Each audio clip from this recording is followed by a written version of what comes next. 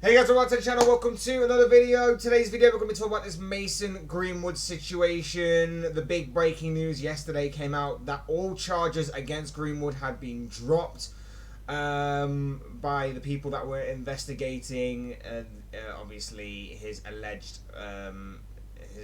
allegations and alleged crimes and everything.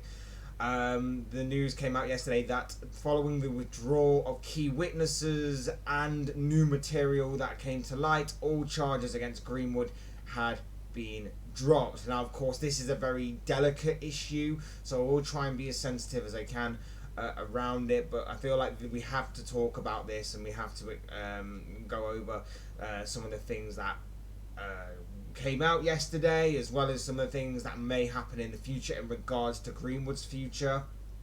But like I say, I will try and be as sensitive as possible, and I think anyone that's commenting on this particular case should also be sensitive and realise that there is an alleged victim involved in this, and that first and foremost is where our thoughts should be. We should hope that she is obviously very is well and is safe and everything.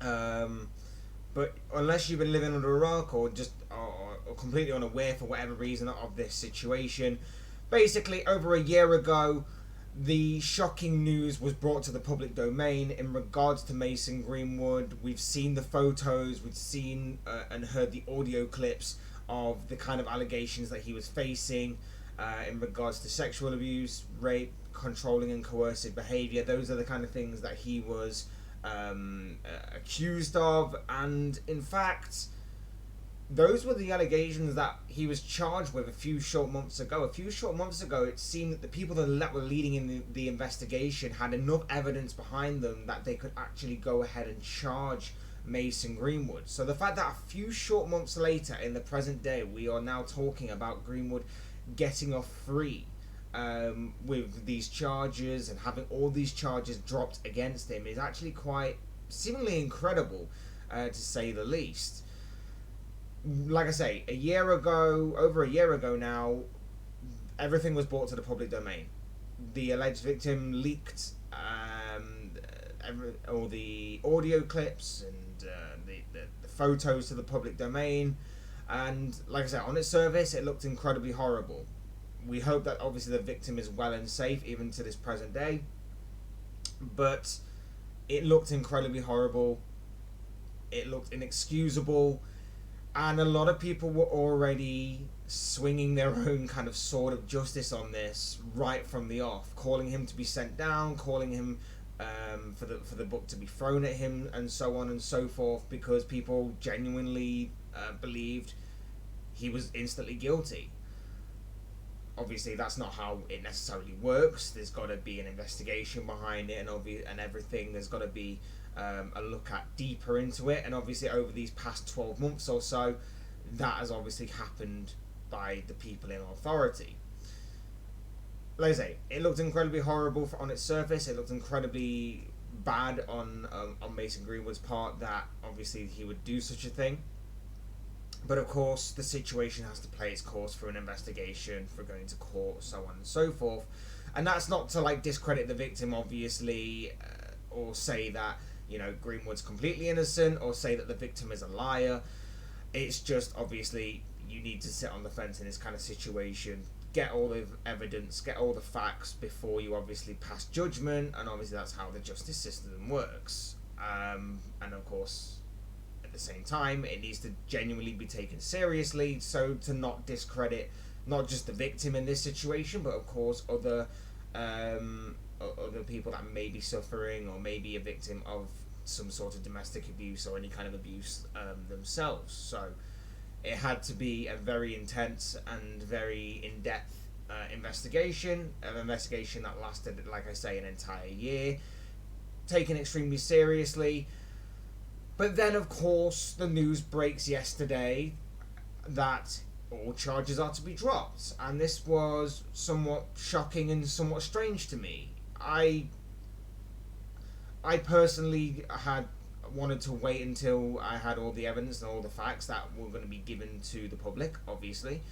But it did seem it did seem very incriminating, all the evidence that was leaked to the public. It did seem extremely horrible, and it would take a very large piece of evidence to come out into the public to actually try and justify the kind of things that we'd seen and things that we kind of heard. That's what was strange and shocking to me, is that it looked extremely bad, and I just wonder what this kind of new evidence was, because does that new evidence turn this entire case on its head and maybe somewhat justify what we've seen, or maybe somewhat clear up what we'd seen? It's just it was just strange to me that it came out. We need clarity on this situation, and we need clarity as to what exactly happened, and especially if he tries to return to football. I think we definitely need clarity on this situation if he tries to obviously get back into the game, and especially if he tries to get back into a place like Manchester United, as we'll talk upon more a little later in the video. But like I said at the top of the video, we need to be sensitive about this. I know that a lot of people online especially will be outraged by this decision. Like I say, it's a very delicate and sensitive matter, and I know that a lot of people are not happy with in regards to the response of obviously the reaction yesterday and everything that came out. And especially because this is someone in a powerful position, shall we say. He's a person with money and somewhat of a growing and powerful status in the media, and obviously with fame, and obviously at a big club like Manchester United, big organisation like Manchester United, got a powerful status there. And obviously it would have got bigger and better. There was no doubt that he was an extremely talented footballer. There was no doubt that he was going to be a growing star for not just Manchester United or wherever he decided to play his football, but for England as well. There was no doubt that he was seen as the next big thing to come out of Manchester United, but at the same time, you cannot go around committing this horrible and criminal act if obviously he did so. So with him having that powerful status, with him having that growth in fame and everything that goes along with that, it would create even more outrage than obviously if it just been some random guy on the street. People would still be angry, but probably not to the or maybe not to the full extent of him just resuming his life as it was in a very powerful position. But like I say, I am intrigued and interested as to what happens next for Mason Greenwood, and mainly it's because of what Manchester United decide to do from here. Like I say, we know that now the charges are dropped, and I'm interested to know what this new material is that they've found. It will be intriguing to know what that new evidence is, because like I say, that new evidence has seemingly turned this whole entire case on its head, and is arguably possibly the reason why everything's being dropped. There's also the withdrawal of a key witness, and again the question is why. Is it out of fear? Is it out of maybe the woman in this loves him so much that she doesn't want to testify against him anymore? Was this new evidence, with all covering all bases here, was this new evidence going to somewhat discredit the victim's claims or anything along those lines? Or was this some sort of out-of-court settlement that took place in which now the victim just lets it lie? Again, I don't want to discredit the victim in any sort of way. I don't want to be, again, insensitive towards the victim or anything along these lines. I just want to kind of cover all bases and say what may or may not have occurred to obviously get to get to this point in the case, despite the fact that, like I say, it looked heavily incriminating and looked horrible on its surface. Like I say, it will be interesting to know obviously what took place and what everything has come about with this new evidence and everything, but at the same time we'll never likely know. We'll never likely know unless obviously someone from either party comes out states what exactly happened, and the person from the other party decides to clarify that and vindicate that. So we'll never likely know the full story of what exactly happens. But like I say, he is seemingly now free. It's seemingly that he's in the eyes of the law and everything. He's seemingly innocent. You can have your own say on that, whether you believe it or not. Personally, like I say, I'm a bit suspicious and a bit shocked by what obviously played out yesterday, but at the same time I would be willing to obviously hear out what this new evidence is to see if it kind of changes my opinion on it.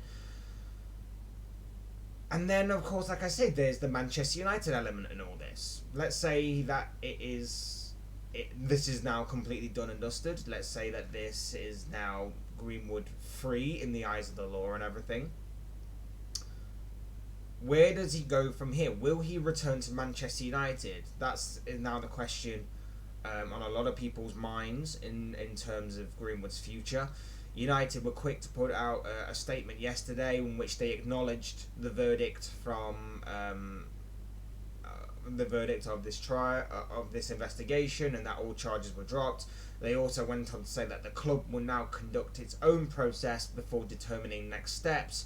We will not make any further comment until that process is complete. There's a few avenues to explore with this one. Obviously, it's whether or not Greenwood wants to return. There could be an element of Greenwood that maybe he wants to return to football, but maybe not to Manchester United. Maybe he's looking for a fresh start outside of Manchester, perhaps, or maybe he just doesn't want to return to football at all. That could also be a possibility as well. And if he does want to return, will Manchester United then take him? I think if he doesn't, I think if Manchester United decide not to take him back, then there's something a bit suspicious there about the case being dropped, because if he was to be completely innocent and found completely innocent, then why haven't they taken him back? It would say to me that there was something with that evidence, there was something with the witness withdrawal that is a bit suspicious to me, if obviously that is to play out how it is. And then obviously if he does come back, we will then definitely need to know why. And this goes back to the clarity argument that I stated earlier. We will need to know why. Not just Manchester United fans, but a lot of, or everybody in football will need to know why. Personally, for me, I'm a big believer in redemption. I believe in second chances. But those second chances don't necessarily mean you pick up from where you left off. Especially when you're in a high-profile job like what Greenwood is, playing for Manchester United, full of fame, notoriety and money, and obviously power. Or what's seen as power, at least. I don't think you can just pick up from where you left off there, unless obviously it's squeaky clean and it was and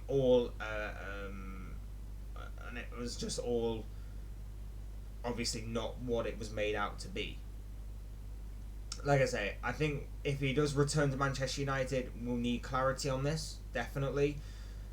It'll be interesting to see if he does. If he doesn't return to Manchester United and it's Manchester United's decision to and not Greenwood's, then obviously I think there is something underlying there that we need to also know, because it does seem a bit suspicious to me that United would make that decision not to take him back, unless of course this was Greenwood's decision not to go back. If it was Greenwood's decision to start afresh somewhere else, if it was Greenwood's decision just to get away from football entirely, whatever the case may be, there is a number of possibilities in which the future of Mason Greenwood could play out going forward. And obviously, of course, for the United point of view, there is also how sponsors and things will react. We know that money is a massive part of football. And although, like I say, he was an exceptional talent, I would imagine there are going to be sponsors that are not too keen, despite the fact that he's seemingly clear in the eyes of the law and everything, not too keen on having him as a potential representative of their particular brand. So We'll have to wait and see what happens on Mason Greenwood. Like I say, I for one am a bit shocked and a bit surprised as to how things have gone down, especially over the past 24 hours or so, in regards to the outcome and the verdict of the investigation and everything. But I want to know what you guys think, and like I say, try and be as sensitive and as delicate as you can on this. These are just the thoughts, comments, opinions, predictions, feelings of this guy. I want to know what you guys think on this particular topic down below in the comment section, because I'm sure it'll make for interesting reading. But like I say, do try and keep it delicate, do try and keep it sensitive. There is a victim in this case. Thank you all so much for watching and listening. I hope I've tried to cover this topic in a very sensitive and delicate way. But obviously, like I say, it's very sensitive in that respect, and I do apologise if I've said anything out of turn or seemingly said anything that either doesn't make sense or looks pretty bad. So I do apologise if that is the case, but I would love to know still your thoughts and comments on this particular subject, about Greenwood, about the verdict that came out, and of course about where his future may lie. Thank you all so much for watching and listening again. I've been Fletch. This has been another Fletch Talks video, and I will see you all again soon in another video.